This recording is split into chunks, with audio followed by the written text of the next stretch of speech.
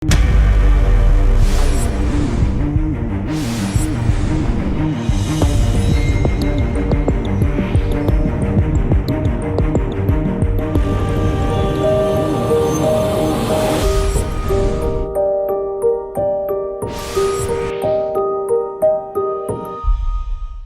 वालेकुम नाजरीन, programme test from के साथ मैं अफजल अयूबी। नाजरीन, आज जो हमारे प्रोग्राम का टॉपिक है वो है फोर्थ अमेंडमेंट्स ऑर्डिनेंस, यानी कि पहले 3 सदारती ऑर्डिनेंस आ चुके हैं और चौथा आने वाला है।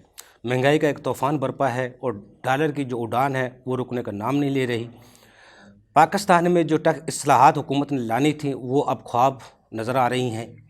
हमारे पाकिस्तान में टैक्स निज़ाम मजबूत हो रहा है या IMF की शराइत।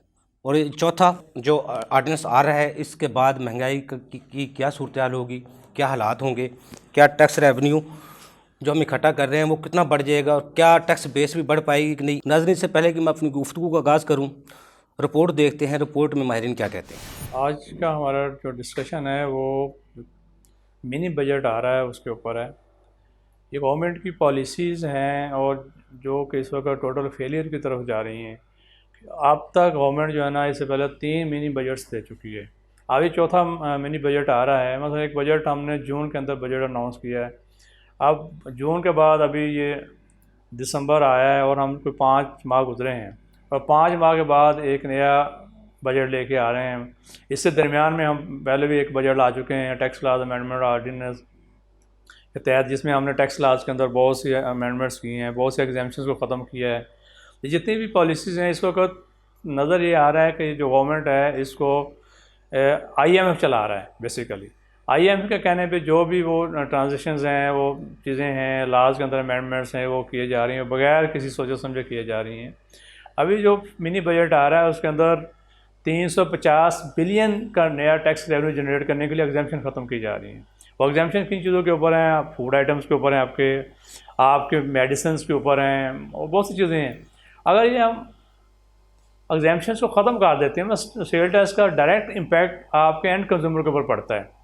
और वो सुनने में ये है कि आप स्टेट वे स्टैंडर्ड रेट जो 17% है वो इम्पोज किया जाएगा एग्जाम्पशन ख़त्म करने के बाद, या जो ज़ीरो रेटिंग है उनको ख़त्म करने के बाद। अब अगर 17% आप टैक्स सेल टैक्स लगा देते हैं तो इसका मतलब यह है कि आपकी स्टेट वे 17% जो है ना आपकी प्राइस इंक्रीज़ हो जाएगी। क्योंकि इस जो बेसिकली जो सेल टैक्स है ये इनडायरेक्ट टैक्स है और इसका बर्डन अल्टीमेट एंड कंज्यूमर के ऊपर जाता है। तो ये पहले ही ऑलरेडी हमारे मुल्क के अंदर इतनी ज़्यादा इन्फ्लेशन है और एक इन्फ्लेशन का नया एक सिलसिला चल पड़ेगा और महंगाई और बढ़ जाएगी। वो तबका जो पहले ही पिसा हुआ है वो मज़ीद पिस जाएगा इसके अंदर। और ये गवर्नमेंट को चाहिए बेसिकली कि और डिफरेंट वेज़ हैं टैक्स कलेक्शन के, डिफरेंट तरीक़ाकार हैं, उन लोगों को टैक्स नेट में लाएं जो कि ऑलरेडी टैक्स नेट में नहीं है। उन लोगों को टैक्स नेट में ला के वहाँ से जो हमारे लूप होल्स हैं वो ठीक है, जो हमारी अपनी FBR के अंदर करप्शन है उस करप्शन को कंट्रोल करें, जिसको भी कंट्रोल नहीं किया जा रहा। इंस्टेड हम नया एक बजट लाते हैं, फिर मिनी बजट ले आते हैं। बजट के अंदर हमने अनाउंस किया कि हमने कोई नया टैक्स नहीं लगाया, बहुत सी टैक्स के अंदर चेंजेस किए, लेकिन इनडायरेक्टली बहुत से टैक्सेस लगा दिए गए जो रेट्स में चेंज की वजह से लगा दिए गए। कोई एग्जाम्पशन ख़त्म कर देगी। फिर उसके बाद हम 3 सितंबर के अंदर 2021 में तो विद इन 3 मंथ या 2 मंथ गुजरने के बाद हम एक tax laws third amendment ordinance ले आए, जिसके तहत हमने और बहुत से एग्जाम्पशन जो है ना उनको विड्रॉ कर लिया। इनकम टैक्स के अंदर, सेल टैक्स के अंदर कोई रेगुलेटरी ड्यूटीज़ लगा दी गई, तो उससे कुछ महंगाई बढ़ी। और अब फिर अभी वो सितंबर के बाद अभी नवंबर एंड हुआ है और दिसंबर आने वाला, और हम एक और मिनी बजट लेके आ रहे हैं। 4th tax laws amendment ordinance आएगा, उसके तहत फिर लॉज के अंदर अमेंडमेंट्स होंगी। सेल टैक्स में से एग्जाम्पशन ख़त्म हो गई, इनकम टैक्स के अंदर एग्जाम्पशन ख़त्म हो गई। बहुत सी आइटम्स के ऊपर जो इंपोर्ट हम करते हैं उसके ऊपर रेगुलेटरी ड्यूटीज़ लगेंगी। अब जब रेगुलेटरी ड्यूटी लगेगी, बहुत से एसेंशियल आइटम्स हैं। हमारा मुल्क जो ऑलरेडी इंपोर्ट ओरिएंटेड कंट्री है, हम एक्सपोर्ट ओरिएंटेड नहीं है। हमारे पास बहुत सी चीज़ें इंपोर्ट होके आती हैं और वो इंपोर्टेड आइटम के ऊपर जब रेगुलेटरी ड्यूटी लगेगी, साथ ही हम एग्जाम्पशंस ख़त्म कर रहे हैं, तो ये महंगाई का एक नया तूफ़ान आ जाएगा। और ये कोई गवर्नमेंट की जो पॉलिसी है ये कोई ऐसी मुनासिब पॉलिसी नहीं है। हम IMF के कहने के ऊपर सारी चीज़ें किए जा रहे हैं, सारा किए जा रहे हैं। तो ये तो नज़र ये आ रहा है कि जो हमारी इस वक्त गवर्नमेंट है या उसकी जो इकानमी है कोलैप्स की तरफ जा रही है।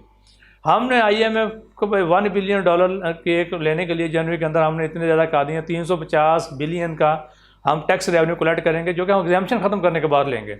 और उसके अंदर बहुत सी हमारी एसेंशियल कमोडिटीज़ हैं, जैसा कि हमारी फूड्स है, हमारी मेडिसिन हैं, इनके ऊपर अगर सेल टैक्स ख़त्म हो जाता है, मेडिसिन तो पहले ही इतनी महंगी हैं कि आम आदमी की पहुँच से बाहर हैं। हेल्थ के इश्यूज़ जो है ना, हालांकि हेल्थ का जो है सेक्टर है, हेल्थ तो गवर्नमेंट की रिस्पॉन्सिबिलिटी, हेल्थ की फैसिलिटी देना, हम मज़ीद उसको महंगा किए जा रहे हैं, फूड आइटम्स का महंगा किए जा रहे हैं। तो ये जो एडवाइजेबल ये डिसीजन नहीं है कि हम बजट लेते हैं, अभी हम 4th बजट लेके हम 3-4 माह के बाद फिर हम एक और बजट ले आएंगे। तो गवर्नमेंट को अपनी पॉलिसियों को कंसिडर करना चाहिए, वो ऐसी पॉलिसीज़ लेके आएँ ताकि हमारे जो लूप होल्स हैं जहाँ से टैक्स को हम प्लग इन कर सकते हैं, उनको प्लग इन करें।